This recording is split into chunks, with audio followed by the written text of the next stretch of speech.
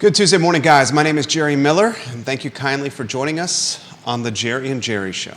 We are live in downtown Charlottesville, less than 2 miles from Scott Stadium and the John Paul Jones Arena, a program that airs across all social media channels and wherever you get your podcasting content. Today's program will highlight the week that was a tough loss to the Maryland Terrapins in Scott Stadium on national television. Costly Colandrea Miscues doomed Virginia football in week 3. We'll look inside the box score. We'll ask questions about the offensive line and the protection it is offering or perhaps not offering a second-year quarterback. We'll ask the question, ladies and gentlemen, what is going on with a wide receiver with a lot of upside in Chris Tyree? We'll pick apart the defensive backs. They certainly were picked apart on Saturday evening by visiting Maryland, and we'll discuss the margin of error for Virginia football as it plays Coastal Carolina and has Boston College on the near horizon. Virginia, a 3-point favorite against Coastal, the over-under at 54 and change. A lot to cover on the Week 3, Week 4 edition of the Jerry and Jerry Show in the 2024 ACC season. Judah Wickower, studio camera, then a two-shot as we welcome the star of our program, a Virginia Sports Hall of Famer, a man who needs no introduction, known in households across the Eastern Seaboard. His namesake website, jerryratcliffe.com. Hootie, you were in the press box the first half and the second half, a tale of two different stories. My friend, the show is yours. Precisely correct, my friend, and it's the second week in a row that they've stumbled coming out of the locker room at halftime, which is a big deal. They have generated nothing offensively in the third quarter for 2 consecutive weeks. Last week at Wake Forest, they found some magic and were able to come back and dramatically win the game. And this time there was no magic. There was nothing there. The fourth quarter was just a continuation of the third. I think Maryland is the best football team that they've faced so far, but it was certainly a winnable game. And early mistakes, as you pointed out, by Colandrea and other people contributed heavily. They had so many trips to the red zone and just kept getting field goals. It's hard to beat anybody doing that.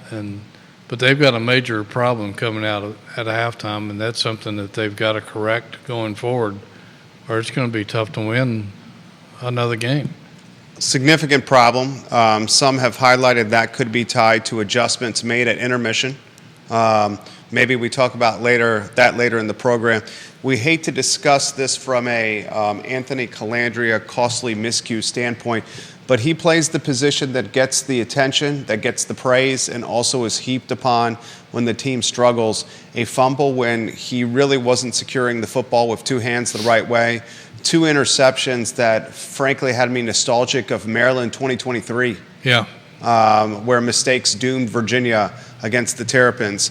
I guess we got to start with the quarterback here, Hootie Ratcliffe.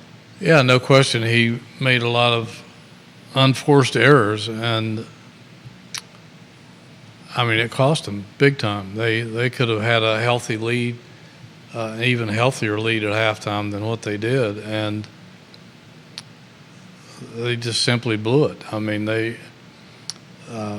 They did some good things too, but it's like last year. All the good things were negated by the negatives, and then some. And then some, and you just can't turn the ball over like that, and particularly because a game like most ACC games are going to come down to a handful of plays. They're so tight.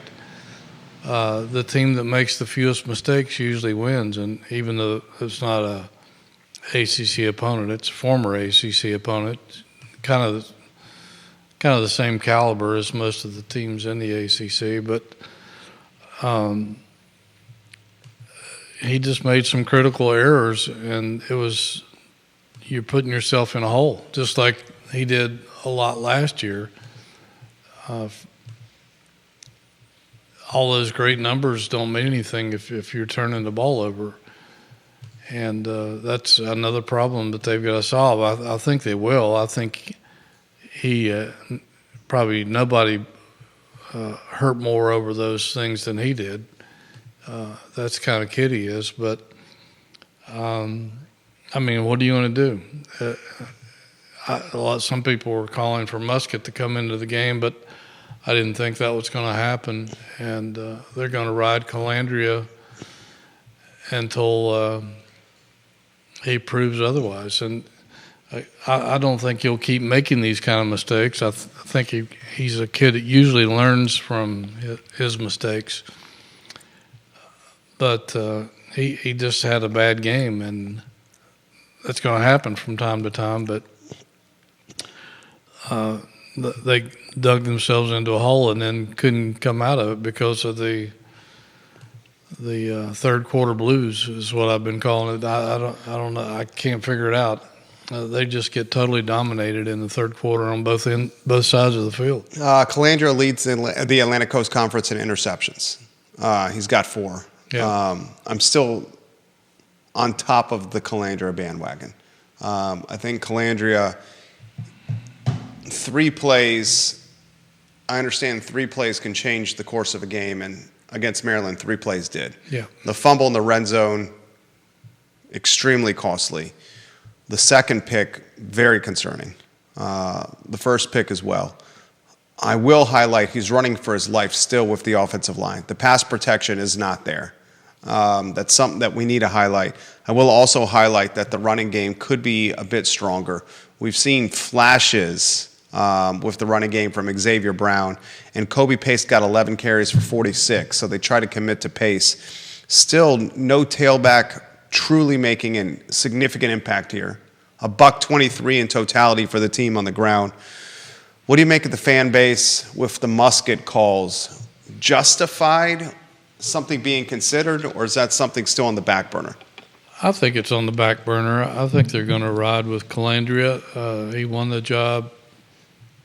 He's performed well in the first 2 games. And I mean, we talked about this in the preseason. You know, he's his style of play. He's going to make some mistakes because he's a playmaker, and you don't want to take that element away from his game. But you know, he's really has to cut down on those.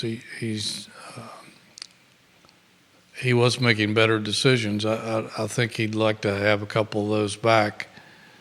And against Maryland, he reverted back in some ways to the Colandrea of 2023. With Richmond and Wake Forest, we saw a more measured Colandrea. Yeah, I mean, he had a couple of picks at Wake too. One of them, those were more good plays by the Wake defensive backs, right? And the linemen than it really was him making horrible throws. I think he made some bad throws in this game, and that's something that he has to correct going forward. But I think he's still the guy, and I would stay invested in him because I think he's got good days ahead. Depending on where you shop, Virginia, a 3-point favorite against Coastal Carolina. The over-under 54.5. It's a 2 p.m. kick on Saturday. It's one of those weird channels. It's on ESPN Plus, so prepare yourself, viewers and listeners. This is not part of the everyday television or streaming package for a lot of people out there. Offensive line, Hootie, we knew it was a point of concern coming in. I saw a second-year quarterback running for his life, especially when he was looking to throw the football. True, and and if you can't get ESPN Plus, you can always follow the game on my Twitter account. There we go. I had people in Vancouver, Seville, Spain, and somewhere else, New Hampshire or Vermont, somewhere on the live stream.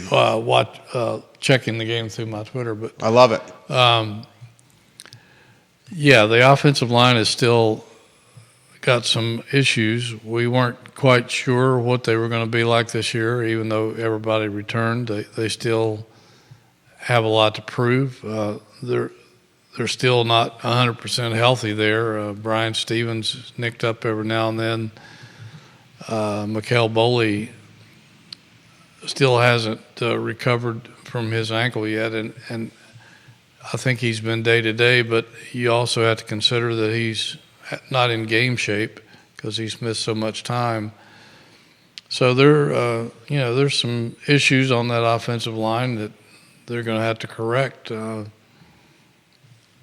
they do have a bye week after this game, so that will give them a little bit of time to heal prior to a homestand against Boston College and Louisville. But in the meantime, Colandrea is going to have to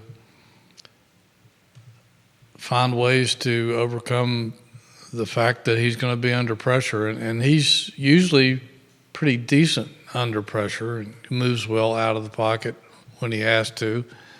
But it's just reality, and it's when you don't have a solid offensive line from week to week, it puts a lot of pressure on your quarterback, which puts pressure on your running game and your passing game, and right now things are out of sync. Viewers and listeners, let us know your thoughts. We'll relay them live on air. Comments are coming in. I'll get to those in a matter of moments. I need to highlight the defensive backs. Virginia's got two very, very good safeties, experienced safeties. Jonas Sanker is my personal favorite guy on the football team, the Covenant School graduate who is sideline to sideline.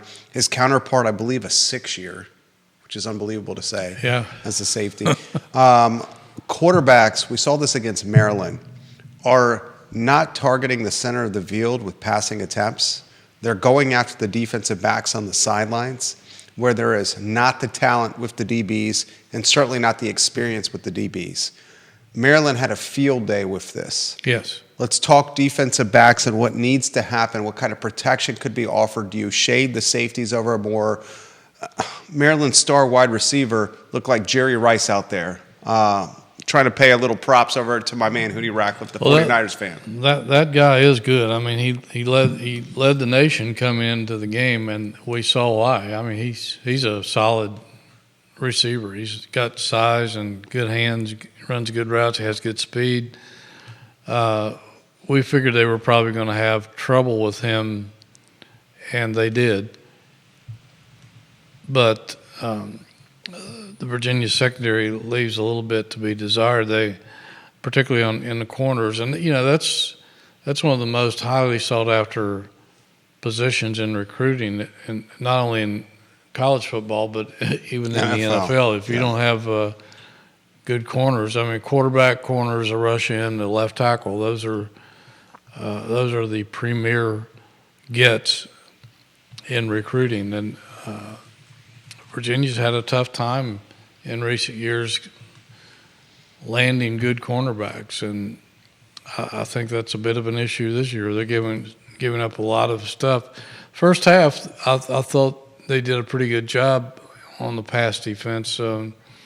Maryland receivers were catching the ball, but there was somebody right on them as soon as they caught it, and they were getting no yards after contact. That was a different story in the second half, as those guys were able to break away and get a lot of yards and make some big plays. And that's another problem that they're going to have to try to correct. And it's not like you can go out and get new corners. They got to coach up the guys they have, and I don't know what else you do, really. Those guys just have to do their jobs better. Viewers and listeners, let us know your thoughts. This comment comes in. It was an email sent to us before the program. Please bring this up with Hootie. The margin of error for Virginia football is so slim. Mm-hmm. And when mistakes happen like Colandrea's fumble in the red zone, Virginia's not going to be able to recover. Ask Hootie how the margin of error can widen or improve. It's a good question. Well, it is a good question, and exactly right. I mean, we all knew going into the season that their margin of error was going to be like a tightrope. We've heard Tony Bennett talk about that with his basketball team in some cases over the years. But that's definitely true for this football team, as it was the last couple of years. Even though they have a little more depth this year, they're still down in the talent pool as opposed to most of the teams that they're going up against. This program has been down, and it's hard to overcome that in just one season or one recruiting class. So there is a margin of error that's very thin. And I mean, from my standpoint, how you improve that margin of error is you figure out how to run the football. And if you run the football, you control the clock, and you take a lot of pressure off a guy who is somewhat mistake-prone, and Anthony Colandrea, who's lacking some game experience. This team seems like if it can find a way to run the football, it takes pressure off the quarterback, it protects the football, it keeps the defense rested. And Kobe Pace and Xavier Brown seem to be a fantastic change of pace, almost, it's the old cliche, thunder and lightning. yeah, I mean, I would love to 18 carries for 89 yards for those guys. That's what, so-so? and not a lot in the second half. And barely anything in the second half. Well, it goes back to the offensive line, and I don't want to throw everything on them because sometimes other guys are making mistakes and they get blamed for it. But generally, this offensive line hasn't been able to control the line of scrimmage. They did against Richmond, but Richmond was an inferior team. They were fairly evenly matched against Wake Forest, I think. I don't think they were I think they were manhandled a little bit by Maryland's big physical linemen on both sides of the football. And they were unable to move those guys and open holes. They did some. I thought Xavier Brown had some really nice runs. I think he's their best back. We keep hearing that it's Noah Vaughn, that Noah Vaughn's the most complete back. And we saw him for the first time. Had a few carries in this game. But Xavier Brown has impressed me. I think he's runs with more speed, and He's got that giddy up. he does. And I think he may end up being the starter before the season's over because Pace is being given the opportunity. And while he's doing an okay job, he's not doing what it takes to make that a dominant run game. And again, part of it's not his fault, but and until they can get that straightened out, Jerry, I don't know, because you're right. That is a way to erase some of that margin of error, but therein lies the problem. Are they good enough to do so? And right now they don't seem to be. They should be able to be more dominant, I think, this week against Coastal Carolina, an FCS team. But it's a good FCS team. But Coastal Carolina is a good team. Yeah, they are. But Yeah. I still think Virginia probably has overall more talent and probably has an edge on at least the offensive line, maybe the defensive line as well. I mean, fourth game of the season, this is not hyperbole or exaggeration. This is a must-win game for Virginia. Oh, every game is now. Going 2-0 was great unless you lay an egg in game 3, and so that puts you behind the 8 ball again. And for this team that's trying to win 5 or 6 games, Vegas had it at what, 3.5? Every game is huge. Vegas had the line at what, 3.5? For this week? Yeah, no, 3.5 for the wins on the season. Was it 3.5 or 4.5? I think it was was 3.5. 3.5. 3.5, I think you're yeah. right. Yeah. And we thought they would win 4 or 5. Right. Maybe 6 if they could pull off an upset somewhere. And right now, I mean, I was looking at, I guess it's ESPN's metrics. I don't know that they're favored to win another game this year, but their best chance Their favorite against Coastal. was against Coastal. Yeah. They're a 3-point favorite.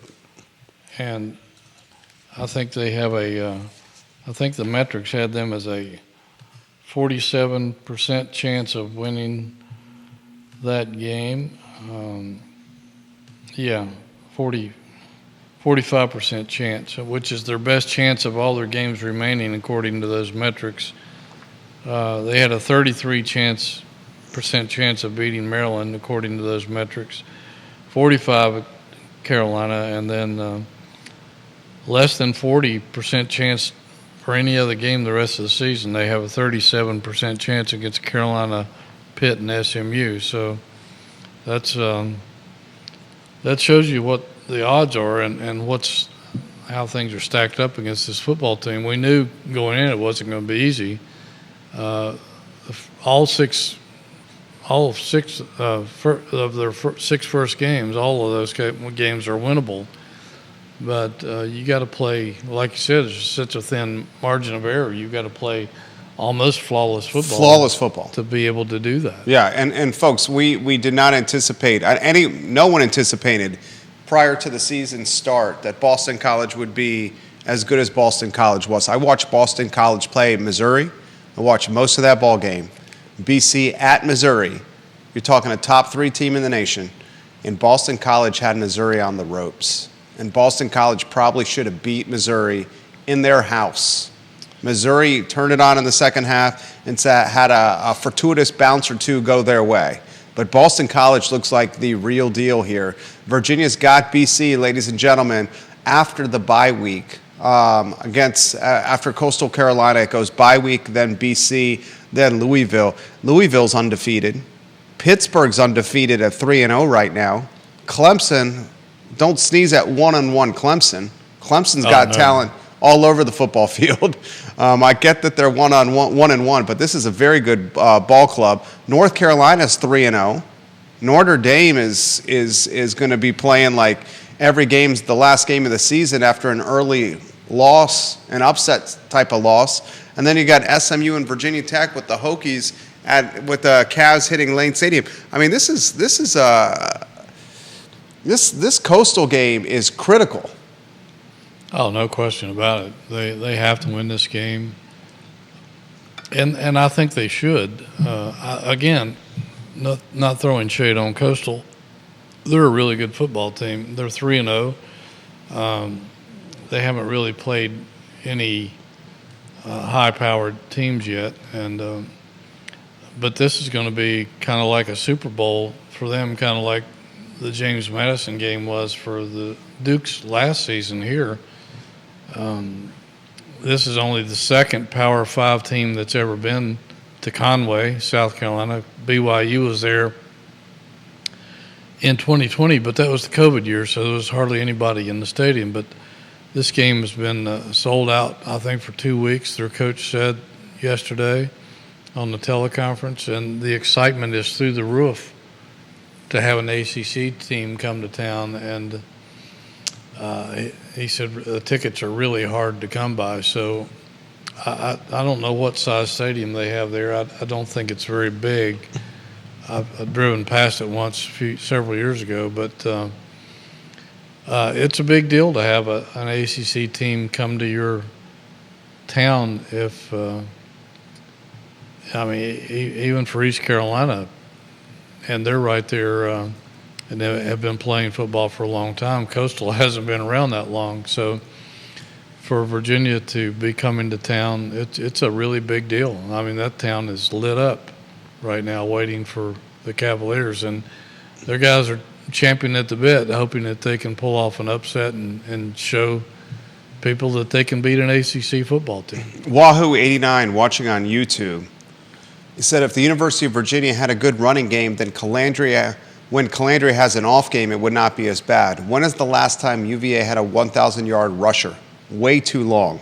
Way too long. I think Jordan Ellis was the last 1,000-yard rusher, but it still wasn't a really good running football team. But they've produced very few 1,000-yard rushers since the early Al Groh years when they had guys like Alvin Pierman and Wally Lunday and some of the guys of that ilk, where they still had NFL caliber running backs and NFL caliber offensive linemen, and as well, yeah. And right now Brian Stevens is a NFL caliber lineman, but I'm not sure anyone else on that offensive line is at least not at this point of their career. Wahoo89 also highlights the Al Groh era and the last time they had a decent rushing attack. Speaking of the run, and we'll get off topic, one more on this, the run game. You look at what Colandrea had to do against Wake Forest, where he threw the ball 43 times, I believe, if memory serves correct. He threw the ball 37 times against Maryland. It almost seems like, and I understand Fields is a talent, the wide receiver from Monticello High School. I understand this tight end looks like he's got a lot of upside. Yeah. Is he, a transfer from Harvard? Yeah. I think he was probably a guy that was getting some NFL looks when he was at Harvard. Yeah, this guy's clearly got some big-time upside. He's got an incredible story as well, some of the hardships he's gone off the field. True. I understand that Trell Harris looks like he's super talented. We still haven't seen Chris Tyree. It's a question I got to throw to you. What's going on with Tyree? They try to get him involved. The TD was called back because of a flag. That's a shame because we saw oh, my God, he was so fast, dude. A glimpse of what he is. Yeah, I ran everybody. If he catches the ball and if he's got nobody within a couple of yards, nobody's going to run this guy down. He's blazing speed. Blazing speed. But have you noticed, though, with the punt returns, he is extremely quick to fair catch.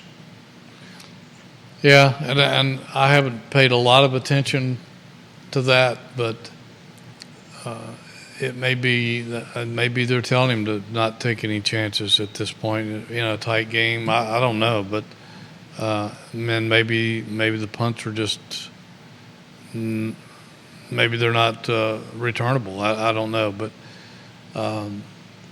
certainly he has no fear. We've seen that in him, but I think he's going to be okay. It's a shame that was nine catches for 44 yards, a 4.9 average for Chris Tyree through 3 games. Certainly not what we expected from him, but they're not getting the ball to him that much either. And I don't know if they're using him as a decoy or if people are double teaming him or what. I might have to pay closer attention to that. But I still think he's going to be all right and will make an impact on this football team. It's just taking more time than we expected. But they've got plenty of other guys that catch the football, and they broke in Cam Courtney, the talented true freshman, in the last game. He had a couple of nice catches. He looks good. So I don't think that's going to be a problem going forward. The problem is trying to establish a running game and trying to get Colandrea, get a little pressure off of him, and hopefully that he'll learn from his mistakes and cut down on those. He's throwing the ball a lot because he has to, because teams are making them somewhat one-dimensional, and they're playing from behind in the second half a lot. So a lot of times coaches will abandon the run to some degree, if not totally, and just throw the ball to try to get back in it. Cam Courtney, guys, is a guy with some upside. 5'10", $193, a first year from Manassas, Virginia. We've talked Margin of error. We've talked Chris Tyree. We talked the defensive backs. Clearly your strengths are at wide receiver, tight end, the safety position, and you have some talent on the front side of the ball and the defensive side as well. Virginia's got Coastal Carolina and what clearly is a must-win ball game for Virginia.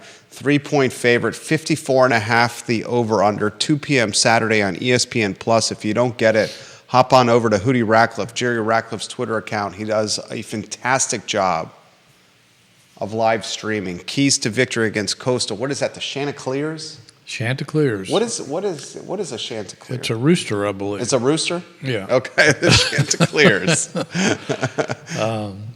But yeah, pretty cool nickname. They have cool colors, that ocean blue that they have, and it's a nice football program they have going down there. I know they're excited to have Virginia in town. They were supposed to play Virginia a couple of years ago, but that was one of the games sacrificed after the slayings of 3 Virginia football players, so it didn't get played. I don't know if I don't know. I haven't looked at the future schedule to see if they have a return game to replace that one or not. But it's pretty cool that Virginia's going down there, and it should be a great environment, a very electric environment because their fans are going to be jacked up. I don't know how many Virginia fans will make the trip. Probably not that many, but I mean, it's a big deal to them. They would love to pull off the upset. It would be another feather in the cap for a Sun Belt team, and the Sun Belt is producing some pretty good football teams, no question about it.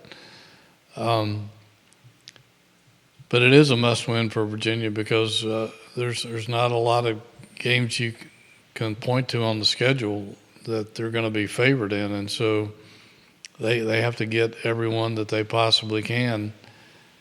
You know, some people think that they will win 3 or 4 games, and if that's the case, then Tony Elliott will probably be on the hot seat.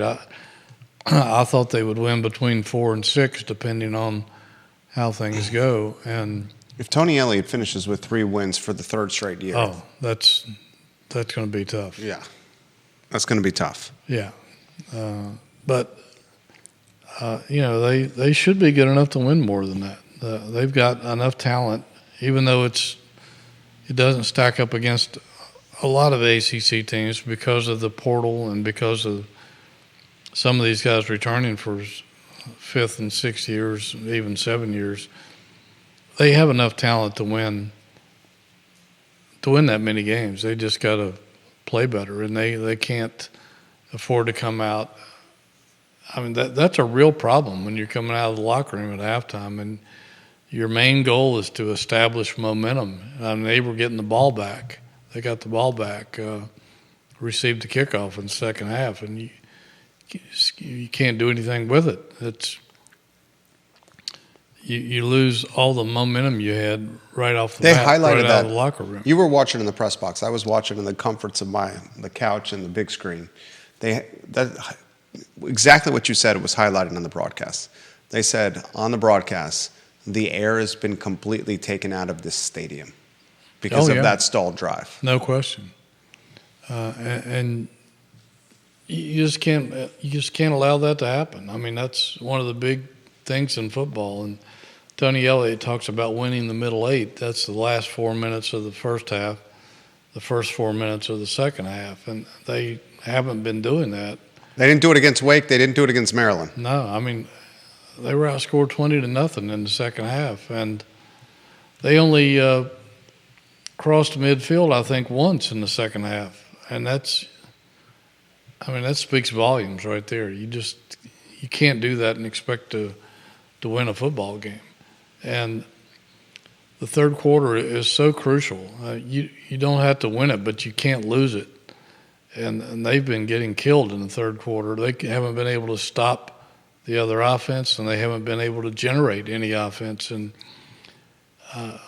it would suck the air out of a stadium and out of your football team and its focus. I mean, it's just so hard to wait until the fourth quarter. You're putting so much pressure on yourself trying to get it all done in one quarter of football, and you don't get that many possessions unless you get turnovers, and they're not getting any turnovers. 23-7, Virginia's been outscored in the third quarter through 3 games this season. 23-7, 10-0 against Wake, 10-0 against Maryland. They did outscore the Spiders. That's a huge number. Yeah, it's a huge number. It's a huge number. Some of the doubters are highlighting adjustments in coaching in the locker room for what's happening in the third quarter. I'm not going to go that far yet, but it's a trend we got to follow, certainly. We had a similar conversation happen last year coming out of the locker room. We're not going to go down that road yet.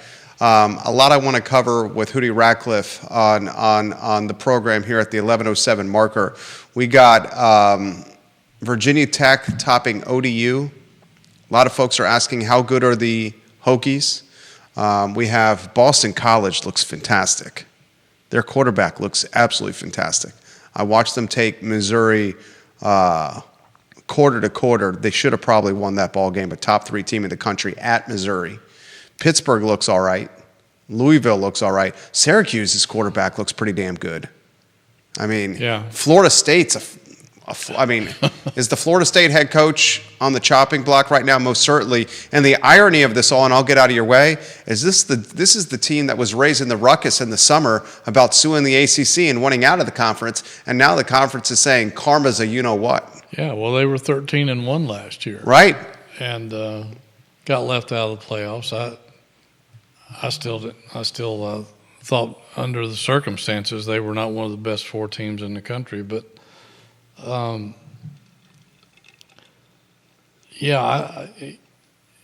Mike Norvell might have been on the hot seat, except they signed him to an 8-year, $85 million contract in the offseason. So if they fire him, they're going to have to pay him a lot of money, $65 million.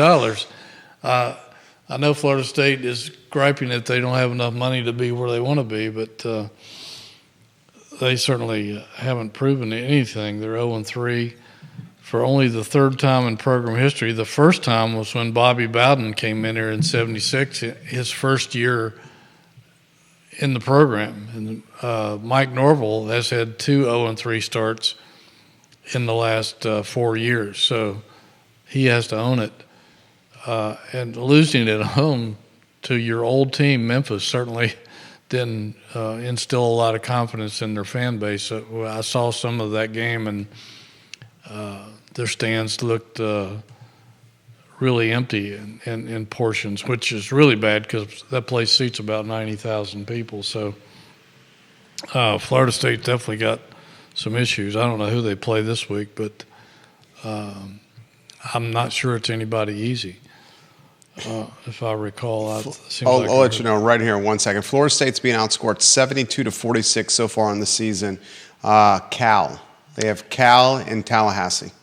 And Cal just upset Auburn on the road 2 weeks ago, and I've seen a little bit of Cal. I watched. I was through writing and late Saturday night, and I watched some of the Cal game. Yeah. And they look pretty good. I think Cal has more talent than they were given credit for in the preseason. They've got some players, and that late start, unless you're diehard college football fans like us on the East Coast, I mean that game probably ended close to 1 a.m. Oh, I'm sure. Because we're talking, what was kickoff? 10:15? Probably. Yeah.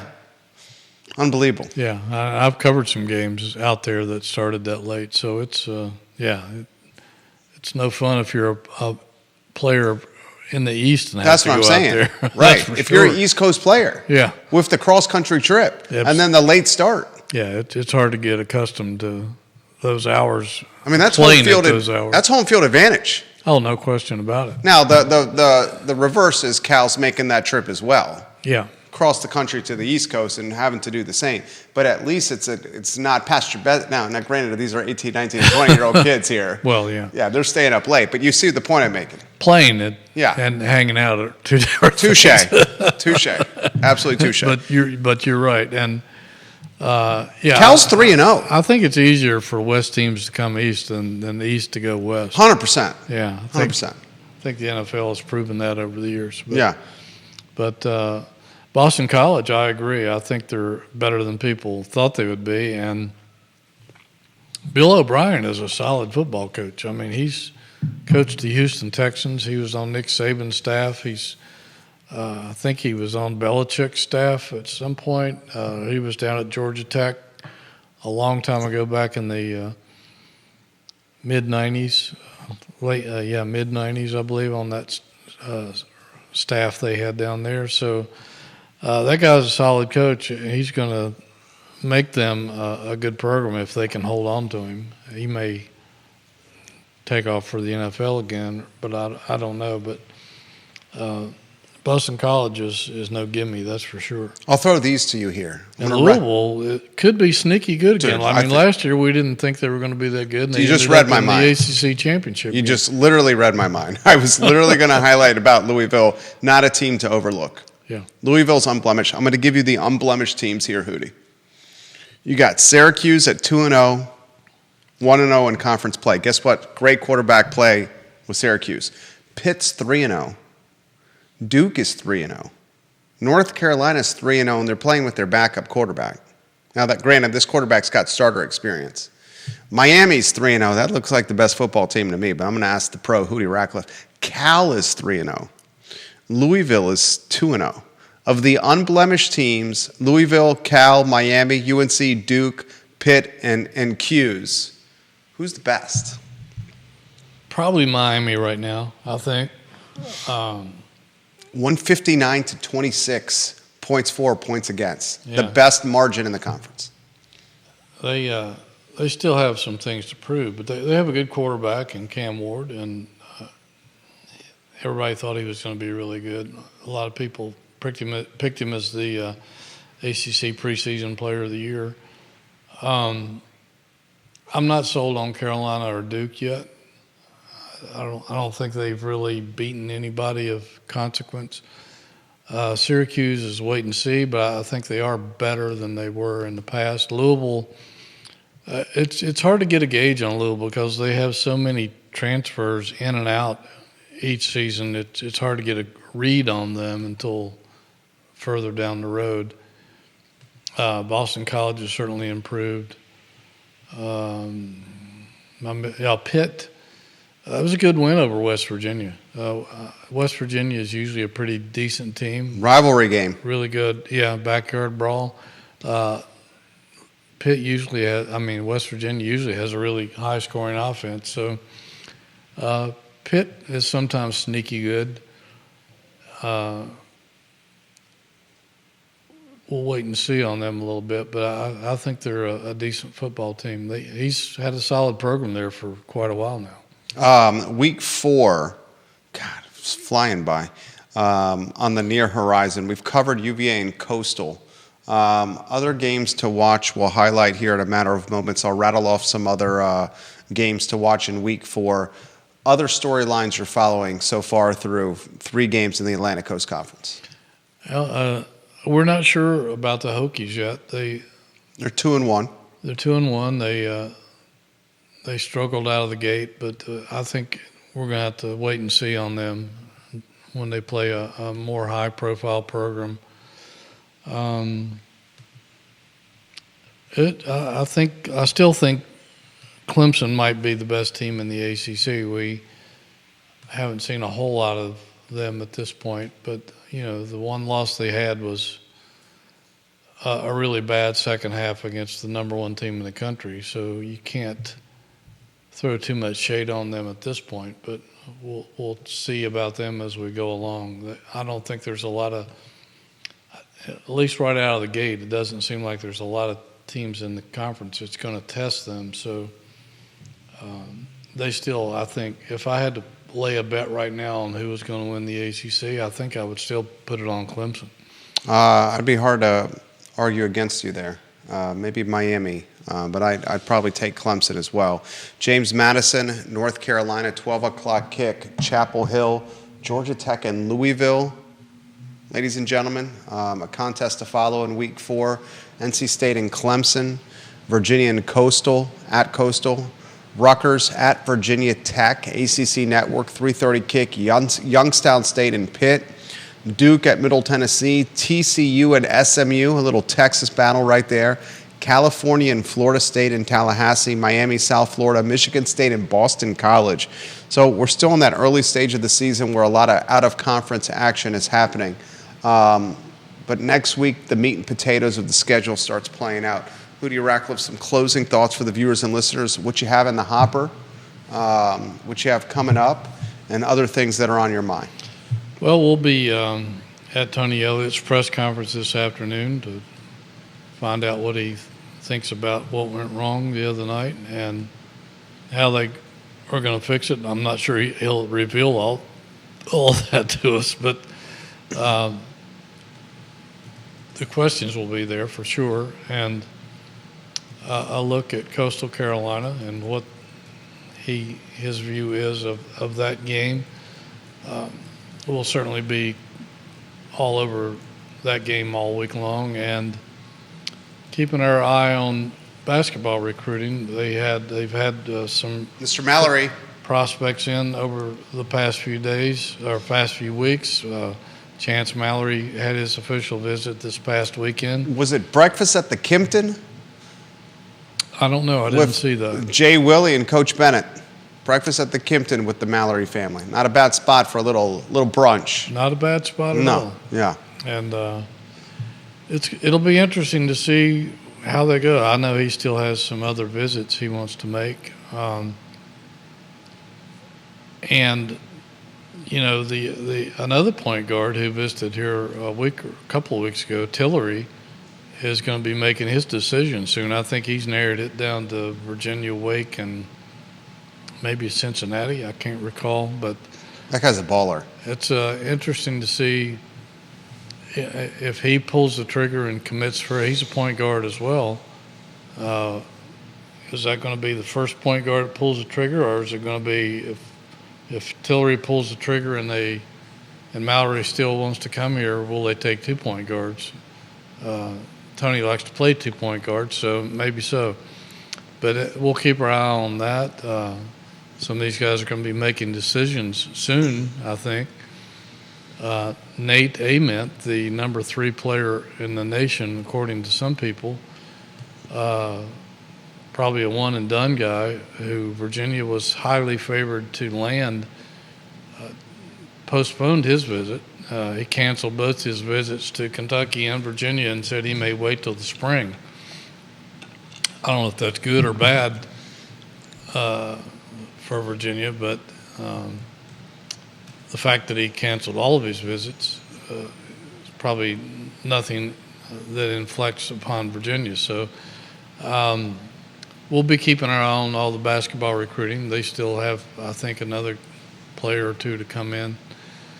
And certainly that's a big deal. We're getting not that far away from the ACC basketball media day down in Charlotte, which will be coming up before you know it in a few weeks down in Charlotte. So basketball's not far around the corner.